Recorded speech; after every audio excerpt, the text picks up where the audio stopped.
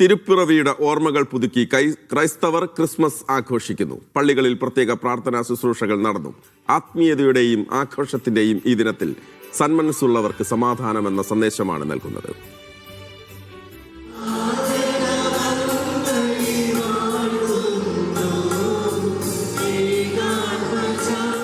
കോഴിക്കോട് ദേവമാതാ കത്തീഡ്രലിൽ നടന്ന പാതിര കുർബാന ശുശ്രൂഷകൾക്ക് കോഴിക്കോട് അതിരൂപത arch bishop doctor Varghese Chakkalakkal നേതൃത്വം നൽകി.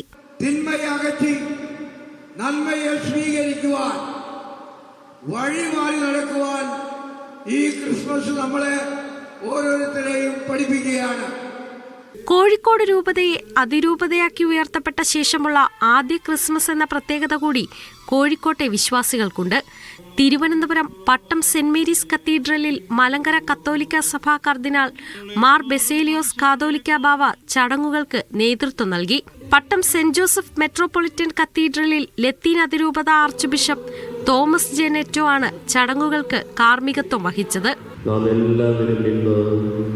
സന്തോഷത്തിൻ്റെയും പ്രത്യാശയുടെയും മഹോത്സവമായ നമ്മുടെ കർത്താവായ യേശുക്രിസ്തുവിന്റെ തിരുപ്പിറവി ആഘോഷിക്കുന്നു.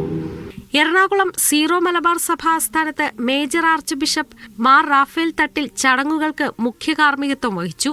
ക്രിസ്മസ് എന്നത് പുതിയ സാധ്യതകളുടെ തുടക്കമാണെന്നും അദ്ദേഹം പറഞ്ഞു. കർത്താവിന്റെ ജനനം നമുക്ക് നൽകുന്നത് സർവ്വലോകത്തിനും സന്തോഷദായകമായിട്ടുള്ള സദ്വാർത്തയാണ്. ക്രിസ്മസ് ആഘോഷങ്ങൾ തുടരുകയാണ്. വീടുകളിലും പള്ളികളിലുമായി എല്ലാവരും ആഘോഷങ്ങളിൽ ഒന്നിക്കുന്നു. വിവിധ ബ്യൂറോകൾക്കൊപ്പം മീഡിയ 1 കൊച്ചി.